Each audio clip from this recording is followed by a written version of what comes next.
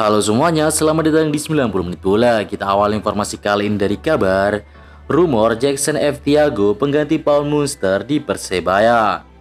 Jackson F. Thiago sudah tak asing dengan Persebaya. Dia pernah menjadi pelatih bajul hijau pada tahun 2004. Dia pun membawa Persebaya meraih gelar juara pada musim 2003-2004 saat menjadi pemain. Ia juga pernah memperkuat Persebaya pada 1996 dan juga 1999. Dia menyukai sepak bola menyerang ala Brazil. Karena itu Jackson bisa menjadi alternatif untuk dikontrak jika Paul Munster dipecat. Namun Persebaya butuh berusaha lebih keras jika ingin mengontraknya saat ini. Pasalnya Jackson F. Thiago kini bekerja untuk Borneo Youth sebagai manajer akademi. Elkan Bagot tolak halus panggilan Patrick Kluivert ke Timnas Indo. Elkan Bagot menolak panggilan Patrick Kluivert untuk memperkuat Timnas Indonesia melawan Timnas Australia dan Timnas Bahrain di lanjutan grup C kualifikasi Piala Dunia 2026 zona Asia pada 20 serta 25 Maret 2025. Menurut laporan pengamat sepak bola tanah air Haris Pardede, Elkan Bagot tak masuk ke dalam 27 pemain yang dipanggil Patrick Kluivert untuk laga Maret 2025. Namun Bung Harpa tidak mengungkapkan secara pasti kenapa bek bertinggi badan 196 cm itu tidak dipanggil Patrick Kluivert. Pengamat sepak bola yang lain, Roni Pangemanan, mendapatkan informasi bahwa Elkan Bagot tidak gabung Timnas Indonesia karena ingin fokus bersama klub. Elkan Bagot tidak akan bermain untuk tim nasional laga Maret 2025. Pelatih Patrick Kluivert sudah menghubungi Elkan Bagot. Berdasarkan informasi yang saya dapat dari Ketua Umum PSSI, kata Bung Roban, sapaan akrab Roni Pangemanan. Permintaan Paul Munster ke bonek jelang Persebaya versus Persib. Persebaya Surabaya akan bersuara dengan Persib Bandung di pekan ke-25 Liga 1. Laga tersebut akan digelar di Stadion Gelora Bung Tomo, Surabaya, Jawa Timur pada Sabtu 1 Maret mendatang. Bajul Ijo masih tampil angin-anginan dalam dua laga terakhir. Mereka menang atas PSBS Biak 1-0 dan kalah dari Dewa United 0-2. Untuk mengembalikan performa terbaik, Munster mengakui timnya butuh dukungan dari supporter. Pelatih asal Irlandia Utara itu berharap bonek bisa memenuhi stadion GBT untuk memotivasi tim saat menjamu Persib. Untuk pertandingan besok melawan Persib, kami harus tampil 100% karena ini laga kandang, kata Munster dikutip dari laman resmi PT LIB. Saya berharap 25-30 ribu bonek bisa memenuhi stadion dan memberikan dukungan penuh kepada kami. Tambahnya mengatakan, Jakmania minta Thomas Doll kembali latih Persija. Dalam kolom komentar Instagram, Jakmania ramai-ramai menggaungkan desakan out untuk Carlos Peña dan menyebutkan satu sosok pengganti untuk Carlos Peña. Hasil 4 laga tanpa kemenangan dengan rincian 3 seri dan 1 kali menelan kekalahan jadi sebab utamanya. Dan sosok pengganti Carlos Peña yang banyak digaungkan Jakmania yakni sosok lama yang tentu sudah familiar bagi para supporter Macan Kemayoran, yaitu Thomas Doll. Menilik status Thomas Doll yang kini masih menganggur membuatkan sang juru taktik pulang kembali ke Jakarta terbuka lebar. Namun problemnya dengan manajemen Persija beberapa musim lalu bisa jadi batu sandungan. Menarik dinantikan apakah Thomas Doll sukses didatangkan Persija musim depan sebagai pengganti Carlos Peña atau justru sebaliknya. Kabar baik, Nick Wipers dan Dimas Derajat sudah kembali ke skuad Persib. Pelatih Persib Bandung Bojan Hoda senang mendengar kabar dua pemainnya sudah sembuh dari cedera jelang melawan Persebaya. Kedua pemain yang dimaksud adalah Dimas Derajat dan Nick Wipers. Pelatih Persib Bandung Bojan Hoda mengatakan secara keseluruhan berjalan dengan lancar. Pasalnya sebelumnya para pemain sudah mendapatkan jatah libur. Sejauh ini semuanya berjalan dengan baik. Para pemain yang sebelumnya cedera sudah mulai kembali ke latihan.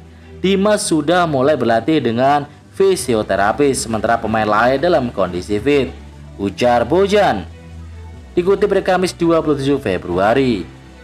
Nick sudah kembali sepenuhnya ke tim, hanya Beckham yang masih belum bisa bermain karena sanksi. Semua pemain lainnya sudah siap untuk bertanding, kata Pujan Huda. PSM ditinggalkan Bernardo Tavares 3 laga. Pelatih PSM Makassar Bernardo Tavares akan melewatkan 3 pertandingan tim asuhannya di Liga 1 karena alasan izin mendampingi sang istri yang akan melahirkan. Manajemen klub mengungkapkan bahwa juru taktik asal Portugal itu sudah jauh-jauh hari izin menyampaikan soal hal tersebut. Coach izin balik ke Portugal karena alasan keluarga, dia mendampingi istrinya yang akan melahirkan.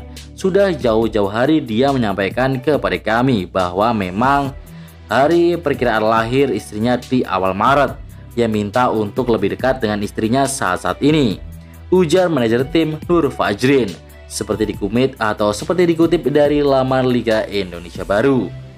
Tavares sudah bertolak ke negaranya, Portugal, sehari setelah PSM menjalani pertandingan pekan ke-24 melawan Persija di Stadion Kapten Iwayan Dipta Gianyar Bali pada hari Minggu 23 Februari lalu. Gelut Carlos Fortes debat dengan mantan manajer Arema FC. Ex-bomber Liga 1 Carlos Fortes mengingatkan kepada manajer Arema FC Ali Rifki soal tragedi Kanjuruhan saat keduanya terlibat friksi. Baru-baru ini Carlos Fortes dan Ali Rifki kedapatan berdebat di media sosial terkait kontrak yang habis di Arema FC. Sebagai informasi, Carlos Fortes merupakan pemain yang pernah membela Arema FC sejak 9 Juli 2021 hingga 1 April 2022. Menurut Carlos Fortes, sebenarnya dia mempunyai keinginan untuk memperpanjang kontraknya di Arema FC. Namun niatnya itu tidak kesampaian karena Ali Rifki sebagai manajer Arema FC dianggap mengabaikannya. Padahal Carlos Fortes dan agennya saat itu telah berulang kali menghubungi Ali Rifki untuk meminta konfirmasi terkait tawaran PSIS Semarang. Kendati demikian, Ali Rifki justru tidak menjawab telepon yang dilakukan oleh agen pemain kelahiran Lisbon pada 9 November 1994 tersebut.